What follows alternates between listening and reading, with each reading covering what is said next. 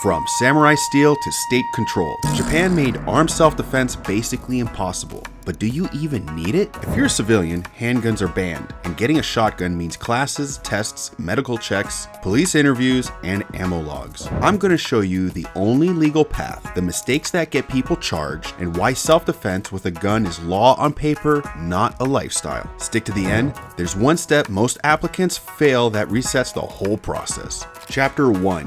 What's actually legal in Japan? Japan's starting point is simple.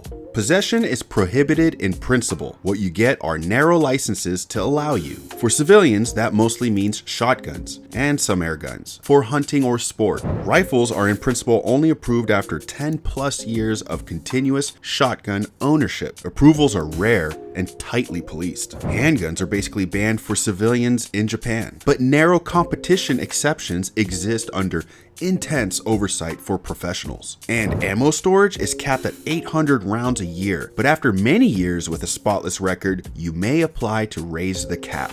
That's why civilian gun prevalence is tiny, about 1 gun per 330 people per small arms survey. Bottom line, you don't assert a right. You ask permission and live inside the conditions given. Now, there is a path to owning guns, but miss one form and you start all over. Chapter 2. How to get a gun in Japan. Simply put, you take a safety class, written test, and range test. Then background checks on work and finances, a mental health evaluation, drug tests, and police interviews. They can talk to family or neighbors. Finally, they verify your home storage plan. It's not one afternoon, it's a sequence. And the license is tied to a specific gun. It's not a carry any gun card. Each firearm has its own permission slip you must go through. And let's say you pass the classes, the tests, and the inquisition. Now your house is part of the license. You declare where everything sits. Separate, locked storage for the gun and for the ammo, and specific locations for them. Police can check and will check, write notes, and possibly take pictures. Serial numbers and ammo counts must match your records. Mess up storage, lose the license, and maybe more. Police will conduct inspections, often annually, to make sure you are staying within the law. And it's not just guns. Your ammo is paperwork too. Ammo purchases are recorded against your license, and you have possession limits. Ammo is highly scrutinized in the home inspection, so everything must be accounted for. And no ammo limit exceeded. Even the Tokyo Olympics had ammunition limits for shooters, causing a lot of headaches. Okay, so you did everything correct. Can you leave your house with a gun in Japan? Chapter 3.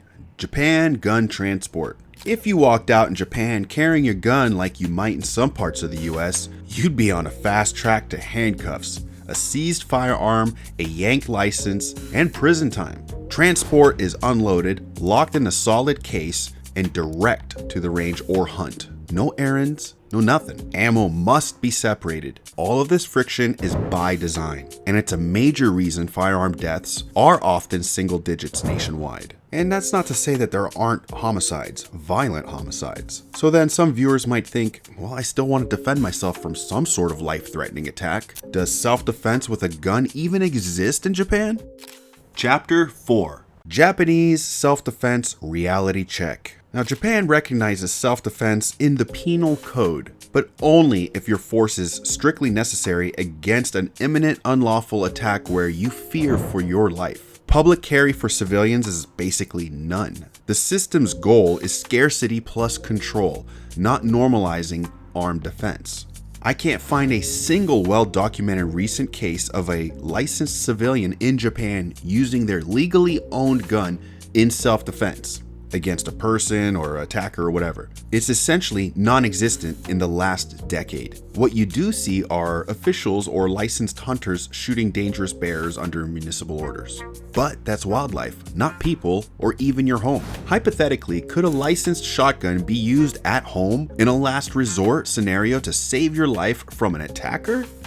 Maybe, but expect intense scrutiny over necessity and proportionality, as most likely whoever's on the other side of the barrel does not have a gun. Alright, so you're thinking, okay, fine, no guns. What about pepper spray or even a taser? Can I carry anything for self-defense? Basically, no. In Japan, the police can charge you for carrying pepper spray, batons, or even small knives without a specific non-self-defense reason.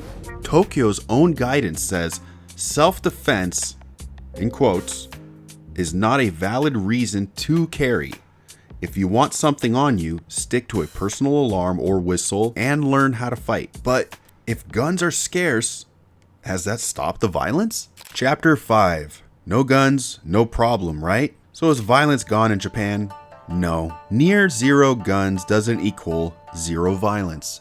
Japan's worst incidents lean to the non-firearm since people can't get their hands on it. Mass stabbings like the Sagamihara care facility attack, vehicle plus knife rampages like the Akihabara attack, mass arson like Kyoto Animation, the deadliest crime in decades.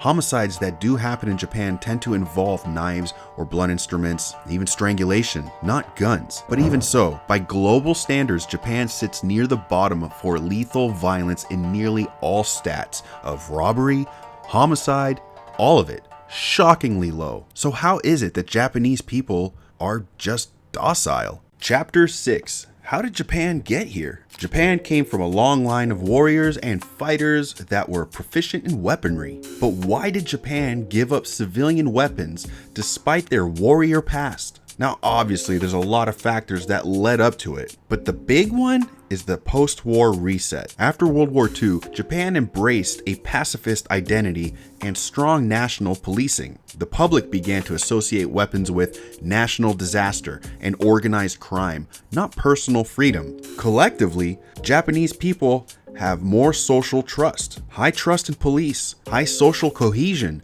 and tight urban living lowered their perceived need for private weapons. In the end, low baseline crime and a cultural preference for order made permission-based ownership feel normal, not oppressive. But remember, peace is a garden, not a guarantee. As the old saying goes, better to be a warrior in a garden than a gardener in a war.